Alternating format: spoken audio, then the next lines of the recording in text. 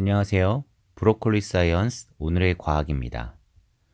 오늘은 과학탐구 아카데미 제2강 탐구 주제 선정하기라는 주제로 살펴보도록 하겠습니다. 학생들은 과학 프로젝트 연구에서 주제 잡는 것을 가장 어려워합니다.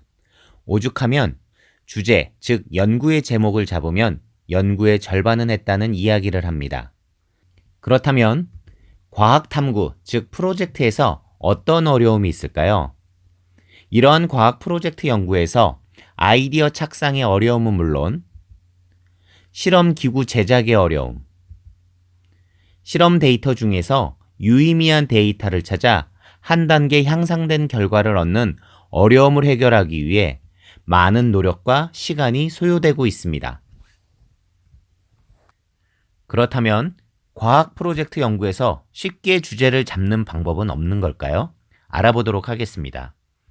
과학 탐구에서 가장 중요하고 필요한 요소는 호기심이라고 생각합니다.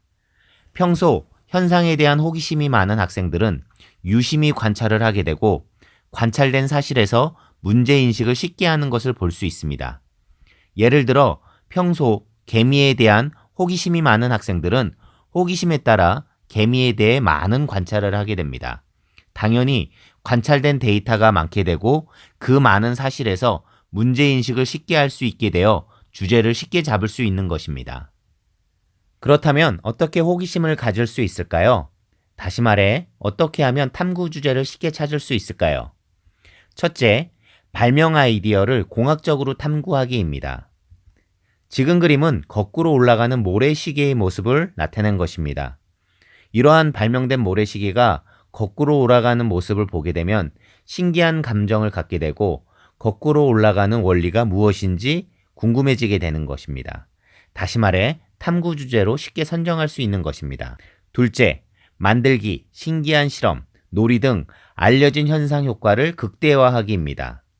다음은 흔히 콜라에 멘토스를 넣었을 때 나타나는 현상입니다. 이렇듯 우리가 일상생활에서 경험하는 신기한 현상, 놀이에서 호기심을 갖고 왜 현상이 일어나는지 또는 어떻게 하면 효과를 극대화할 수 있는지 알아본다면 좋은 탐구 주제가 될 것입니다. 그렇다면 어떻게 하면 좀 더 체계적으로 새로운 탐구 주제를 잡을 수 있을까요? 저는 PCI 기법을 통해 탐구 주제를 잡는 방법에 대해 설명드리도록 하겠습니다. 먼저 P는 더하기입니다. 현상이 일어나는 조건을 새로운 상황에 적용하는 것입니다. 둘째 C는 바꾸기입니다. 현상이 일어나는 필요한 재료를 바꿔 실험하는 것입니다. I는 흥미 갖기입니다. 현상에서 새로운 흥미 있는 사건을 찾는 것입니다. PCA 기법을 통해 새로운 주제를 잡는 것을 풍선 터트리기에서 적용해 보도록 해보겠습니다. 보통 풍선이 터지는 것은 아주 짧은 순간에 일어납니다. 초고속 카메라 기능을 이용하면 천천히 터지는 모습을 관찰하기 쉽습니다. 그렇다면 보통의 풍선은 어떻게 터지나요? 보통의 풍선에는 공기가 들어 있습니다. 터지는 순간의 모습을 보면 순간적으로 터지고 고무가 날아가는 것을 볼 수 있습니다. 여기서 새로운 탐구 주제를 잡을 경우 새로운 실험 상황을 적용하는 P 플러스 기법을 이용할 수 있을 것입니다. 보통 공기에서 터진다면 물속, 기름 등 실험 상황을 바꾸면 새로운 연구가 될 것입니다. 둘째, 새로운 실험 재료를 이용할 수 있을 것입니다. 공기가 들어있는 상황을 물, 기름 등으로 바꿔 실험을 한다면 또 다른 실험이 될 것이며 그 결과를 예상할 수 없으므로 좋은 연구가 될 것입니다. 둘째, 두 물체가 충돌하는 충돌 상황에 대해 적용해 보도록 하겠습니다. 다음은 우유 회사 광고에 나왔던 우유 왕관의 모습입니다. 우유방울이 떨어져 우유와 충돌하면서 생기는 현상이죠. 그러면 어떻게 하면 실험 상황을 바꿀 수 있을까요? 실험 상황은 재료를 바꾸거나 실험 상황을 변경하면 다른 연구가 된다고 하였습니다. 우선 우유가 떨어지는 것을 물 또는 구슬 등 떨어지는 물체를 달리하면 전혀 다른 연구가 될 것입니다. 또한 우유가 아닌 물, 기름 등으로 변경한다면 역시 다른 실험이 될 것입니다. 다음은 구슬을 물에 떨어뜨렸을 때, 기름에 떨어뜨렸을 때 촬영한 영상입니다.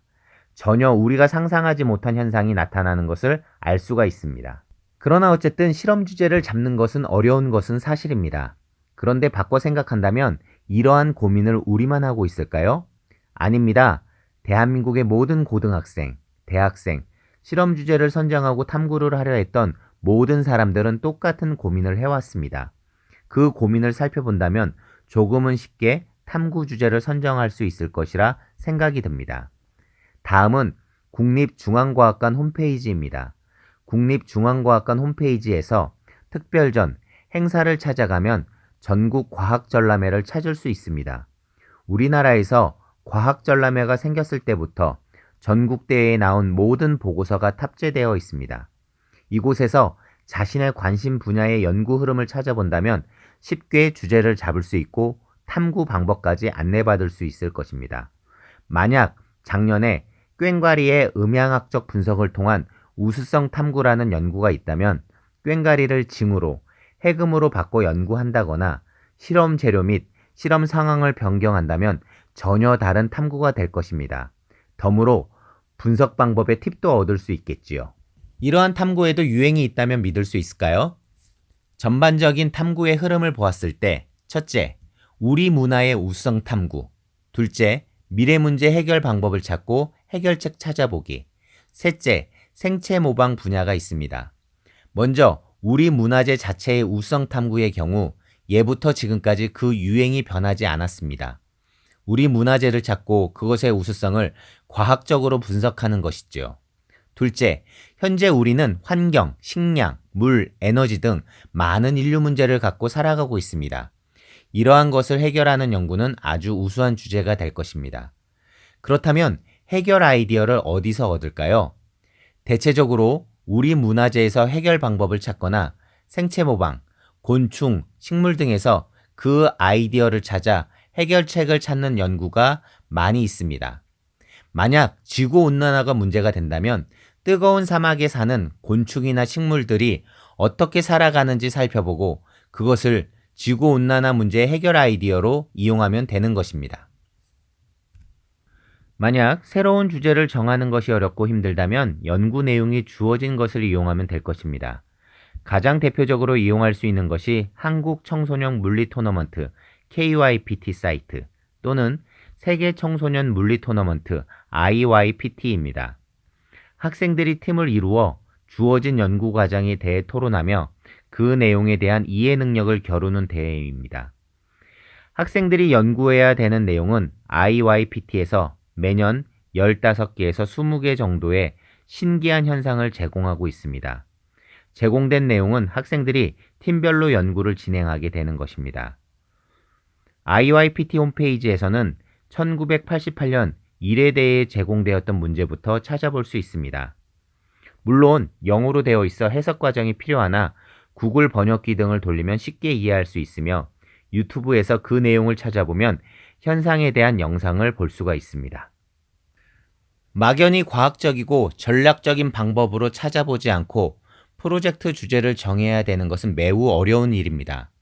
그러나 자신이 호기심을 가지고 있는 분야이거나 선행연구 조사 또는 여러 단체에서 제공하는 현상에 대한 내용을 바탕으로 재료를 바꾸거나 실험 조건 등을 바꾸는 방법을 적용한다면 보다 쉽게 자신이 연구하고 싶은 주제를 정할 수 있을 것입니다.